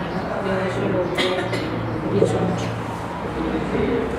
Voy a añadir algo o subrayar algo para que quede más claro esto de por qué justo las leyes garantistas en Europa están logrando que no se aprueben los dientes de alquiler. Porque lo más importante en la llamada gestación subrogada es el contrato. Es un contrato que tiene que firmar la mujer renunciando a sus derechos, renunciando al derecho de filiación con ese hijo que va a parir, renunciando a la decisión sobre si recurre a la interrupción del embarazo o no. O sea, esa decisión ya no está en sus manos. O bueno, sí, pero tendría que pagar una penalización. Entonces en la práctica no.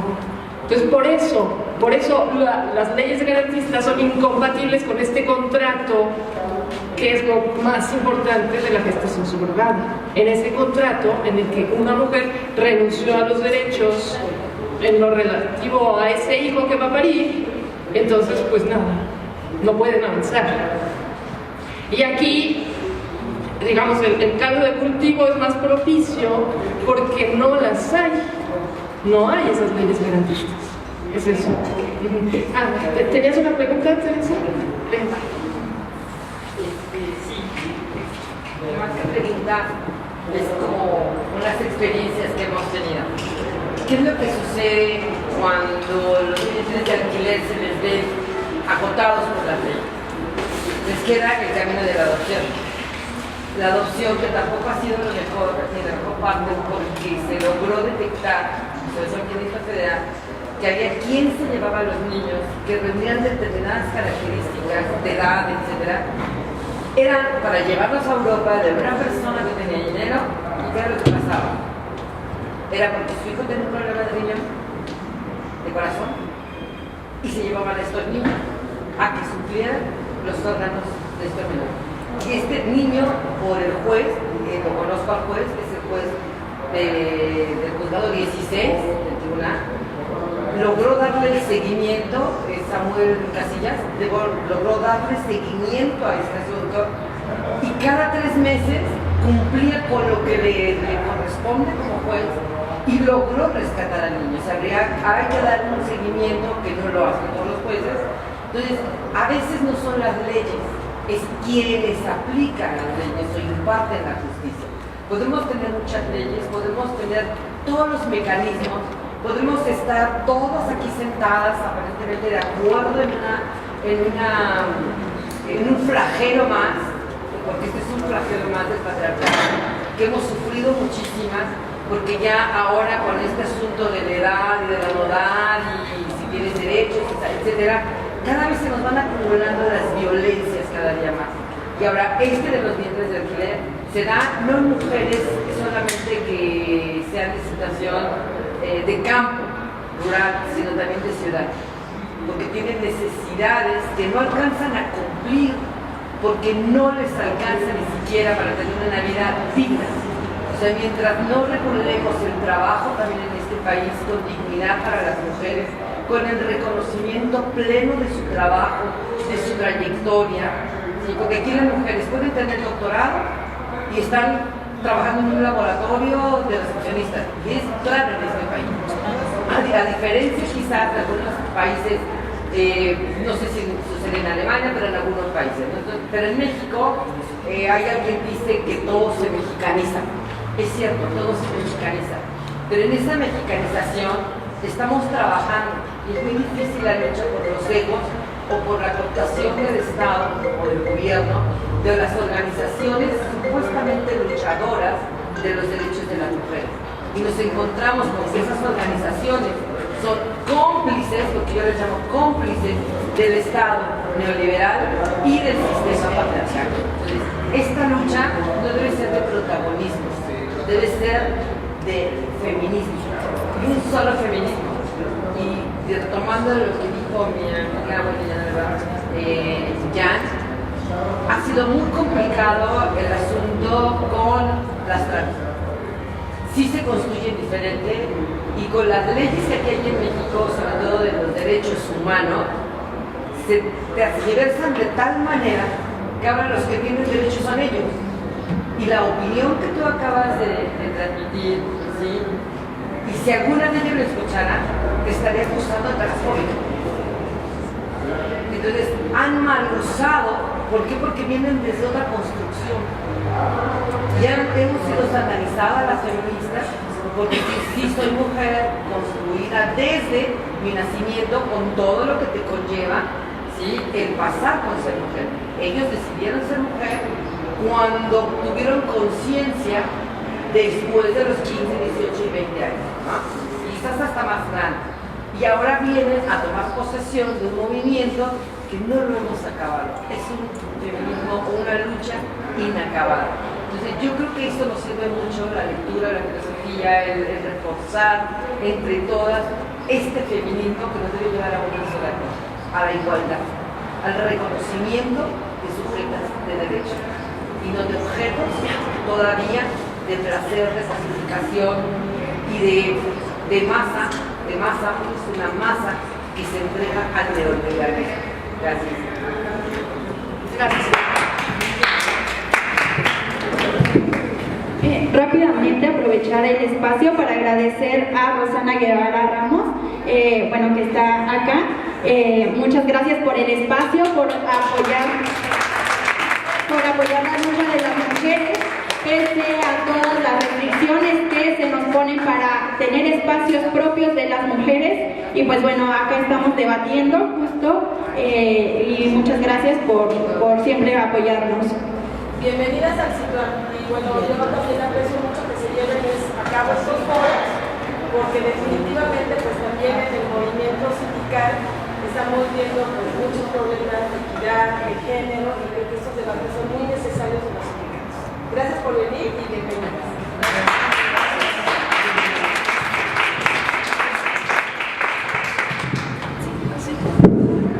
Bueno, yo con respecto a lo que ya mencionaba Beatriz, igual partir de situarnos, ella nos hablaba un poco del escenario español, un poco, y yo hacía un análisis en primero en situarnos en qué escenario estamos, sobre todo en México y en Latinoamérica. Hablaba Beatriz justamente de la serie de debates que se dan en España sobre los vientres de alquiler, que justo allá no se dan la reglamentación de los vientres de alquiler, mientras que en el escenario mexicano y en el escenario latinoamericano está totalmente silenciado, y es un silencio que no es gratis, que no es porque sí, es un silencio de que hoy, por ejemplo, ni siquiera dentro del movimiento feminista en México se habla de los vientres de alquiler, y son pocas las organizaciones que han tratado de visibilizar el tema acá en México, pero generalmente no se habla. pocas de las que estamos acá conocíamos que había vientres de alquiler, porque es un silencio que ha sido causado por intereses económicos, por intereses políticos, y que hoy pues pocas organizaciones traemos a debate. Justo pues parte de la estrategia que debemos tener las feministas es en un primer momento visibilizar que existen vientres de alquiler y que existen por causas de intereses económicos, políticos a nivel nacional e internacional, y donde los países empobrecidos son, sobre todo las mujeres de los países empobrecidos, quienes sostienen esos vientres de alquiler y que obviamente, pues como ya lo mencionaba Rosa Cobo, como lo menciona siempre, sostienen al capitalismo y que se basa en los cuerpos de las mujeres para obtener riquezas que no benefician a esas mujeres que se prostituyen o que rentan sus vientres, que evidentemente pues responden a falta de cubrir necesidades que tendrían que estar garantizadas para ellas. Hoy sale como una opción para quienes pueden pagar un vientre de alquiler, para quienes pueden pagar el cuerpo de una mujer, el que exista un vientre de alquiler. En México, por ejemplo, a diferencia de España, creo yo, Beatriz hablabas igual de que no debemos permitir justamente esta reglamentarización de los vientres de alquiler, y decías que no basta con negarse. Creo que más allá de no bastar con negarse a que existan los vientres de alquiler en México, creo que es un debate que debemos traer a la mesa, pero sobre todo tenemos que luchar contra esa ideología institucional que está hablando desde intereses económicos muy desde acá arriba, y donde las opiniones de las mujeres que rentan los vientres pues generalmente no se llevan a esos espacios donde se debaten. Ahora que vas al debate con las otras con las mujeres que están a favor de la reglamentación, pues justamente es decir que desde donde estamos hablando y desde una posición muy cómoda, desde acá, desde donde yo no tengo la necesidad de vender mi vientre porque he tenido mis necesidades básicas cubiertas, mientras que las mujeres, a esas mujeres que venden sus vientres, que rentan sus vientres y que venden sus cuerpos, jamás se les ha preguntado cuál es la razón de por qué lo hacen. Entonces, justo a partir de la realidad, y porque no hablamos desde ceros, porque hablamos de las mujeres que hemos luchado en las calles, en los pueblos, con esas mujeres que se han visto orilladas a tener que vender y alquilar sus cuerpos. Primero, traer al debate, y justo, segunda, pues romper con ese silencio que ha sido impuesto y que hoy las feministas no podemos seguir permitiendo que se siga silenciando.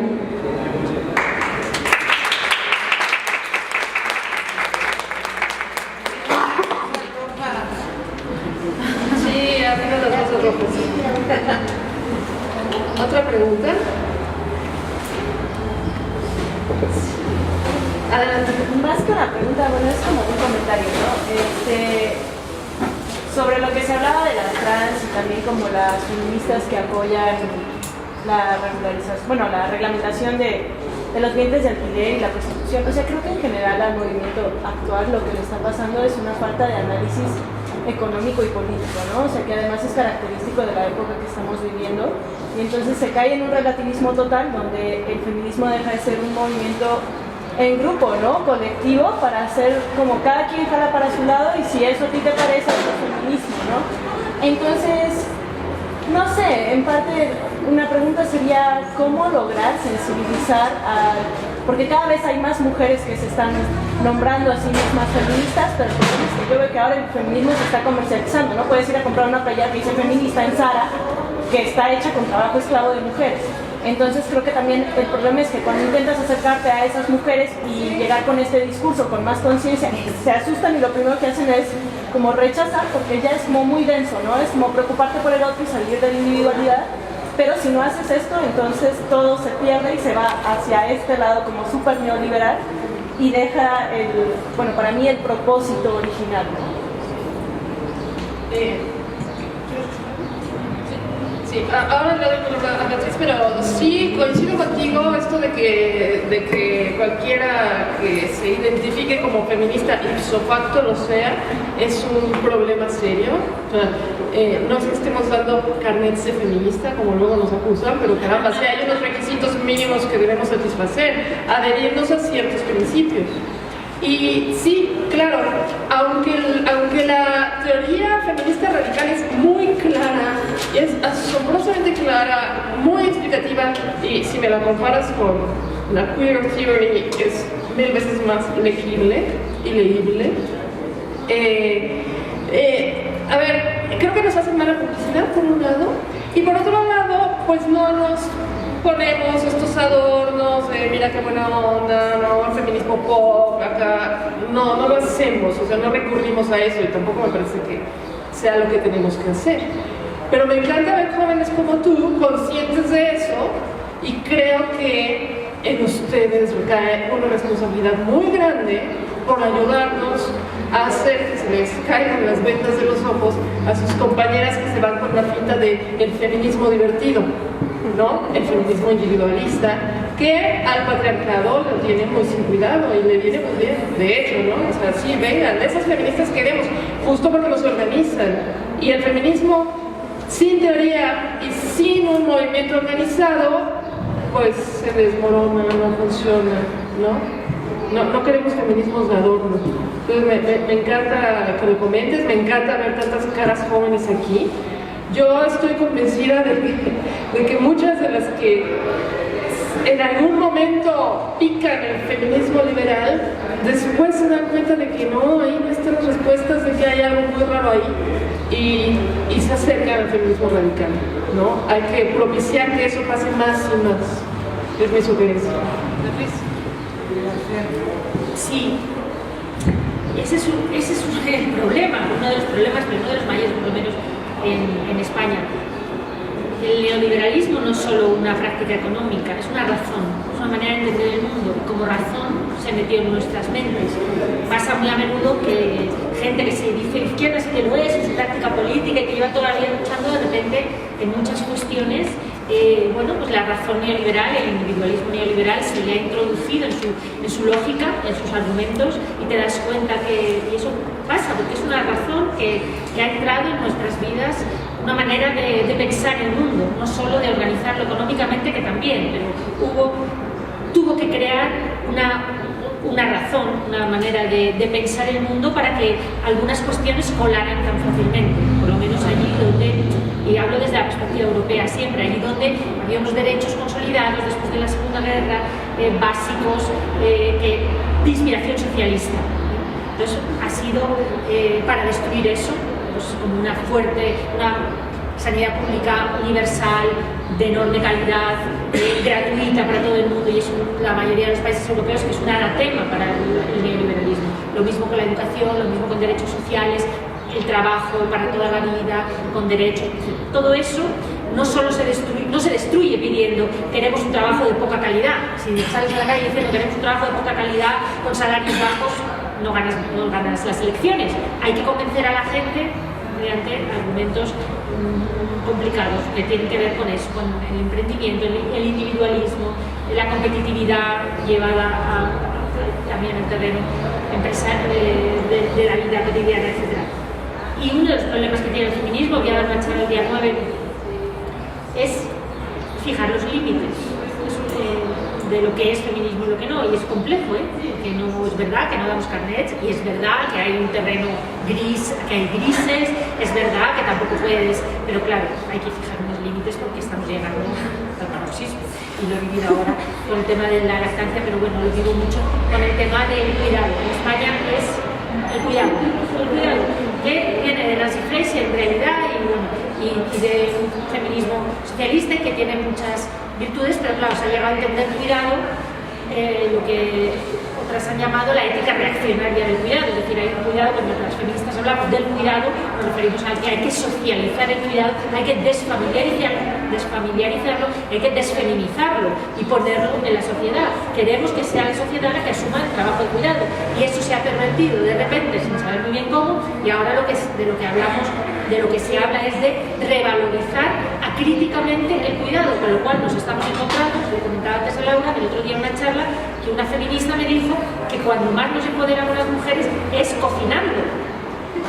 Y me lo dijo, y generó un enorme aplauso en el auditorio lleno de jóvenes feministas. Y ella era una rapera, súper moderna, súper feminista, y dijo, tonterías esas de la lucha y eso, yo a la cocina, que es donde las mujeres, porque vale mucho, porque quien mueve el mundo es quien cocina. Entonces vale, porque es muy importante cocinar, eso no te mueres de hambre, o sea, en fin, no tengo palabras.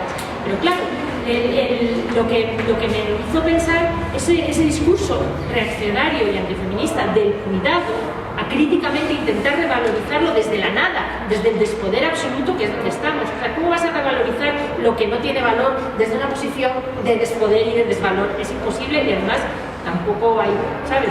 Entonces, eso es muy peligroso, pero en España, por ejemplo, eso ahora es uno de los debates, el del cuidado, y esa chica, es que no sabes el aplauso, era un debate feminista que generó, y dijo, es más importante estar en la cocina que ser abogada, primero como si fueran incompatibles, o sea, que como si no pudieras tener, y dijo, es decir, como si no pudieras ser abogada y cocinar, y también dijo, lo más importante del mundo es tener hijos. Ese discurso que ahora está en España en primera línea, aquí habrá otros, absolutamente reaccionario, no voy a decir, nos exige rápidamente volver a fijar los límites y a decir qué es feminista y qué no, porque evidentemente, y asumiendo que nadie da carnés, y asumiendo que hay grises en todos los discursos y terrenos mixtos donde puedes, pero hay unos límites y hay cosas que no.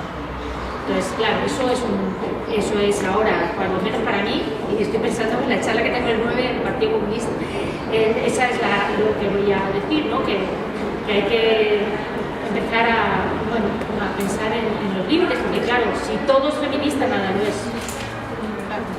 Eso es así. Si todo es feminista. Si hacer lo que hemos hecho siempre, toda la historia, y jamás nos dio poder, ni influencia, ni igualdad, ni nada, ahora es lo más feminista, hombre, para las cocinas ya estamos. No hace falta que luchemos. Bueno, algunas muchas sí están.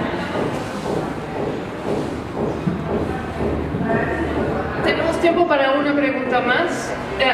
Dos. ¿No? Allá atrás. Va a ser muy difícil que alguien tenga como un feministómetro o unos certificados de quién es más feminista, quién contribuye más o menos a la causa de las mujeres. Pero creo que hay otras cuestiones que son como más claras, que tanto contribuye los vientres de alquiler a la autonomía de las mujeres, a la libertad, a la mayor igualdad, a la mercantilización, a la cosificación. Esas cosas sí podríamos decir que nos pueden dar como una idea muy objetiva si son o no convenientes para la causa de las mujeres, ¿no? Así, como un parámetro feminista, no, pero hay valores, hay principios que han defendido la causa que defendemos las mujeres y que ahí tenemos que ponerlos a prueba, ¿no? ¿Qué tan igualitario es? En fin, yo creo que esas son las cosas que tendríamos que llevar, así como en el caso de la prostitución, analizar qué tan autónomo, qué tan libertario es, poner a prueba cada una de las características de este fenómeno para decir, bueno, no cabe dentro del ideario feminista.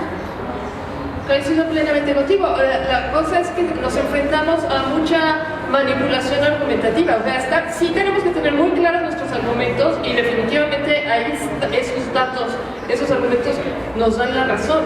Pero nos enfrentamos a esta manipulación emocional que pasa por presentarnos los vientres de alquiler como algo que le resuelve la vida a una mujer que por fin pudo cumplir el sueño de su vida gracias a que adoptó su vientre.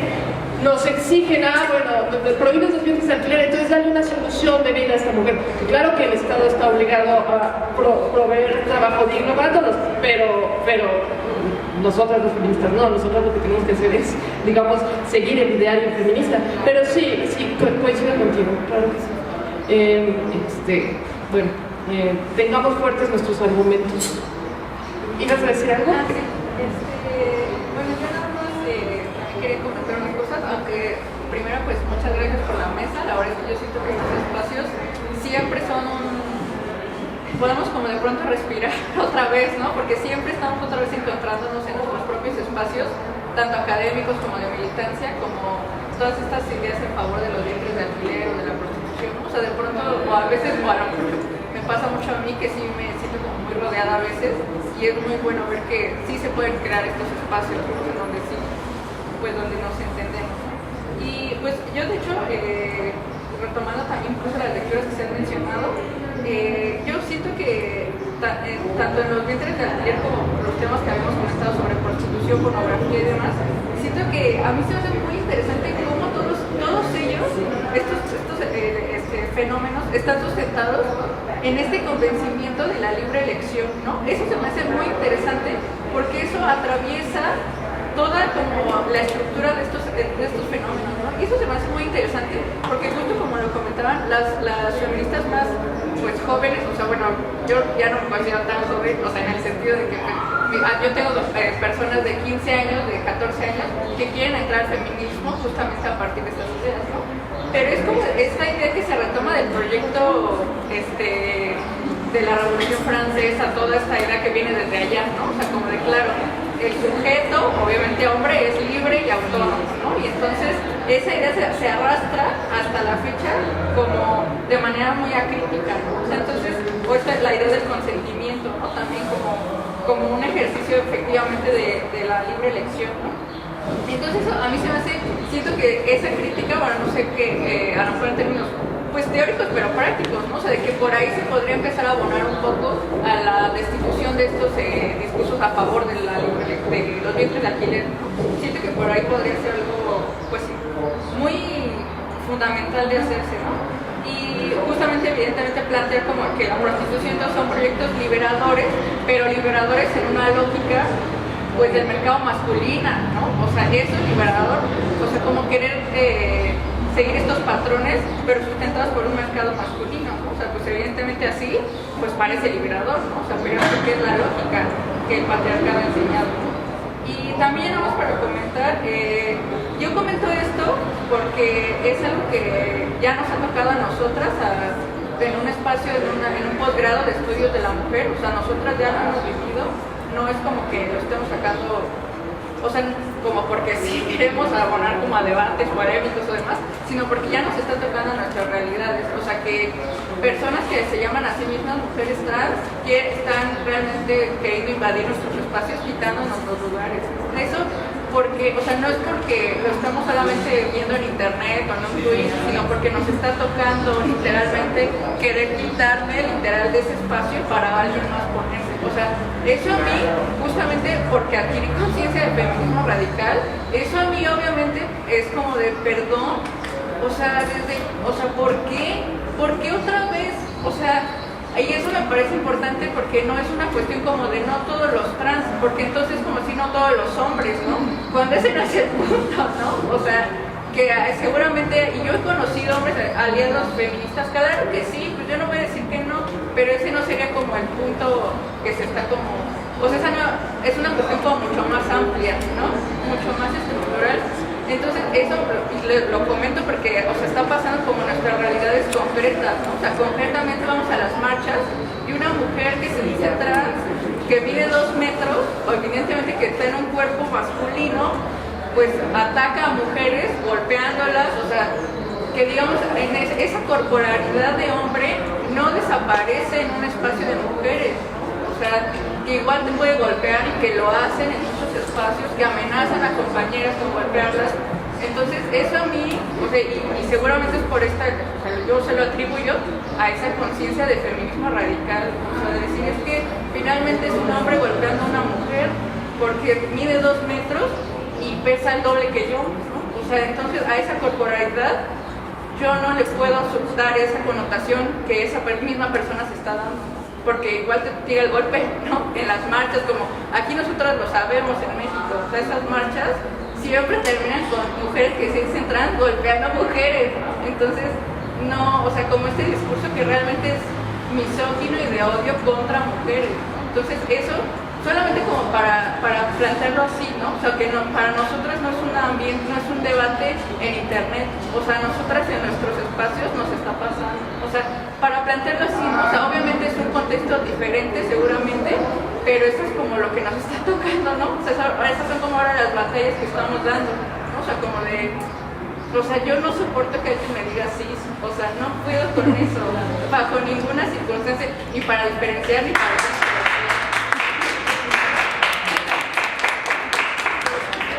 Bueno, no es nuestro contexto. Precisamente lo del espacio político del tuit, lo hablaba el otro día con Rosajo, no es nuestro contexto, no hemos llegado. Cuando decía no todas las trans, me refiero a que no todas las trans son partidarias de, por ejemplo, introducirse en espacios, no se trata de que, sino que en España pues hay muchas trans aliadas que no pugnan por, o sea, que son partidarias de no entrar, por entrar en espacios, es decir, hay muchas trans aliadas con las que trabajamos perfectamente, incluso en el feminismo radical español, en las asociaciones hay trans absolutamente con las que trabajamos sin ningún problema. Pero bueno, sí, no hemos llegado a tanto y nuestra pugna, digamos, en ese sentido no ha pasado de luchas por internet, pero sí puedo entender perfectamente, vamos, que no es lo que vivimos cotidianamente, pero lo puedo entender. Y además, es que es distinto, ¿no? Decía antes alguien aquí la compañera, que personas trans que deciden ser trans a los 18 años, claro, en España, las trans y los trans, porque estamos olvidando a los hombres trans, que hay tantos trans. En España ahora mismo las leyes y las personas trans y la lucha de las personas trans está llevada a cabo por gente que dice que es trans con 4 años, o sea, y con 5, con 6, y por las familias y por los problemas en los colegios, y hay muchos y muchas trans niños y niñas. O sea, no te estoy diciendo que eso es otro contexto completamente. O sea, ahora mismo, no sé, te encuentras con un niño de 4 años que dice que es una niña, que lo machacan en el colegio con suicidios de niños y niñas, que no le admiten cambiarse el nombre o que se empeñan en llamarle, y se suicidan con 10 años, 11 años, y constantemente lo vemos, ¿no? Entonces, bueno, son cuestiones, es otro contexto. El caso de persona trans con mayor que se autodenomina hombre o mujer, bueno, es mucho menos frecuente. Ahora mismo, digamos que está siendo entre niños y niñas muy pequeños. Bueno, en todo caso lo entiendo perfectamente, vamos, en ese contexto no tengo nada que decir. No hemos llegado a esa situación y de hecho lo que estamos viendo en España, sí, ya termino, lo que estamos viendo en España es también una lucha, entre comillas, bueno, ideológica entre el propio movimiento trans, entre las trans feministas, bueno, y las feministas trans. O sea, digamos que ahora mismo también ellas están bueno, por ejemplo, en el tema de la abolición de la prostitución, estamos trabajando mucho con las trans argentinas, que están llevando adelante mucho la lucha por la abolición, ¿no? Y estamos trabajando mucho con ellas, y realmente su posición no es la de... Es decir, son aliadas imprescindibles en la lucha contra la prostitución, puesto que son prostitutas, y desde la mayoría, la inmensa mayoría son prostitutas. En fin, hay contextos diferentes.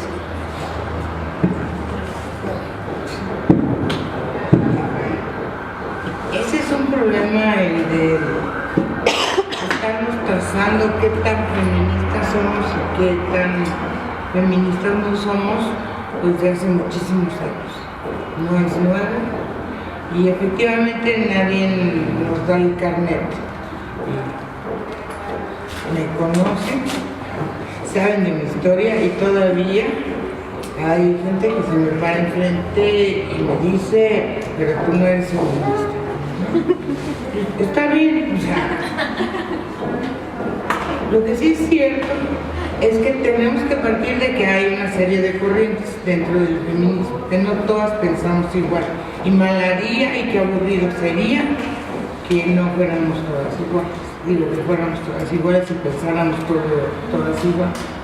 Cierto hay, tampoco estoy llamando que en nombre de la sororidad que perdonemos a todo el mundo, no. O sea, quien traiciona, quien hace daño al movimiento, a ellos sí tenemos que señalar. Habrá cosas en las que estamos de acuerdo y no me van a decir que no.